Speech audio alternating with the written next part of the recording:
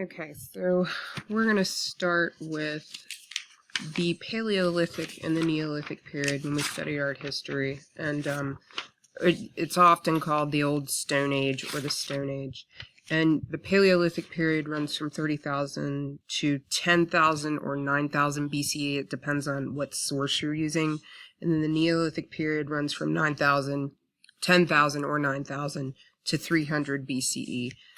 When you use dates in art history, you need to make sure that you're using BCE and not BC. It's just the way that art history, I think, defines itself. So let's look at some characteristics of Paleolithic art. You have to understand that Paleolithic is during the period when people are migratory. So Neolithic and the Neolithic Revolution is when they learn how to become farmers and they become more sedentary and they're not migrating all over the place. You will see artwork that is in reference to protection, religious rituals.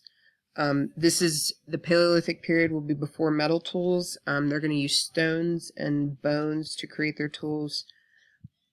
It's referred to stationary and portable artwork. So you'll see the stationary is the artwork that are in the caves, and their other artwork has to be small enough that they can carry it with them. And this will be shown in the Neolithic period as well. All of the sculptures are very, very small.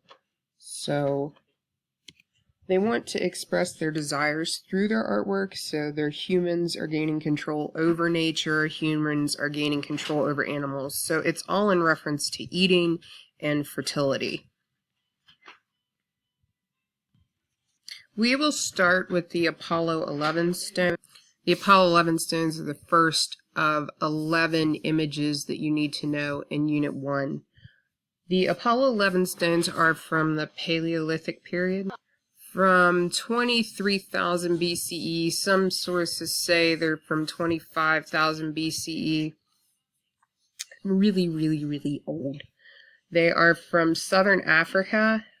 It's on the location in the caves. The Apollo 11 caves are kind of along the coastline, and don't associate Apollo 11 with the spacecraft. The caves were called the Apollo caves, and these stones were actually found in cave number 11, just to clarify that.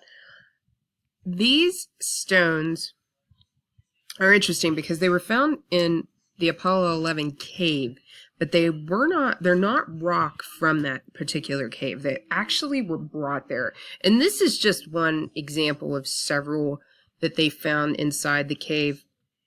And these are an example of portable artwork. They could be carried. So there are several different ideas of why they were made. They thought it could be part of a ritual. It could be part of documentation of animals. And a lot of this information is based on speculation. So we really don't know why they made these. So we have to look at the formal qualities. And the formal qualities when you're looking at artwork are the elements and principles of design. So if you look at the animal on the left rock, it's very different from the animal on the right rock. This would be considered a composite creature. A lot of historians believe that this was a composite creature, and a composite creature is two animals made into one. So did they really see this? Did this animal actually exist? We really don't know. If you break down by form, you can see that the back may be some type of herbivore. The legs are very, very skinny. This could be some type of udder, maybe from a cow, but the front part looks like it would be a shorter and perhaps a lion, which one historian suggests. So, you know, you could think maybe these people saw a skeleton of a lion that ate a cow. Perhaps there was some kind of smaller creature that looked like this. We don't really know. We do know that these were applied, the material that they used was either ochre or charcoal. In this particular one, it's charcoal. So we know what charcoal is. Charcoal is burnt wood or burnt plant matter, and the ash that's left from after the burning is completed, and that's how they apply it. They make a paint out of it. And ochre is another medium, and they make kind of like crayon sticks out of it. And I have a picture so you can see here. This is where the Apollo 11 caves are located at. And here's a picture of the entrance of the cave. And here is an example. This is an example of the chalk that they would have used. And they actually made these very intentional incisions on the side, which it's almost like they were marking them. You know, maybe in their way they were labeling these things. We don't, like I said, we don't really know. A couple of the speculations or analysis for this particular piece would be that there's some type of a religious affiliation, perhaps hunting magic, kind of like Lascaux, and we'll look at the Lascaux caves. It may be linked to some spirituality, like a rite of passage that they had to carry it to this location.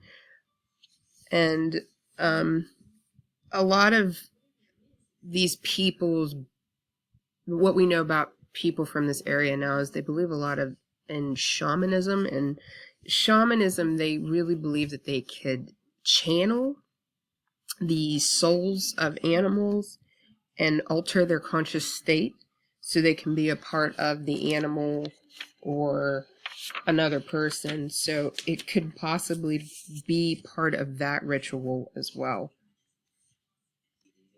The second piece that we're going to look at from Unit 1 is the Ambum Stone. It's from the Neolithic period from Papua New Guinea. And Papua New Guinea is kind of in the islands off of Australia, one of those primitive cultures. And you may have heard of the Papua New Guinea clans. They're kind of like a crazy tribe, even today. They believed in cannibalism for a while. They're kind of like a crazy group of people, but interesting.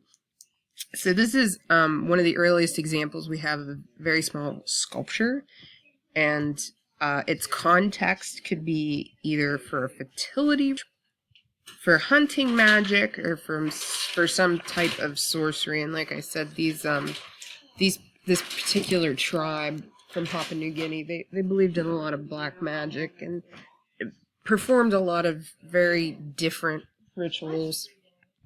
So this piece was found in the 1960s, and the reason that they think it's so important or it's so rare are most of the sculptures from this area were not of the sculptural level that this is. They were much more basic shape. It took a lot of intricate detail to carve this area out here. It's made out of gray whack stone, which is really, really tough to work with. So you can imagine how long it would take to chip away at this with stone. I can't even imagine.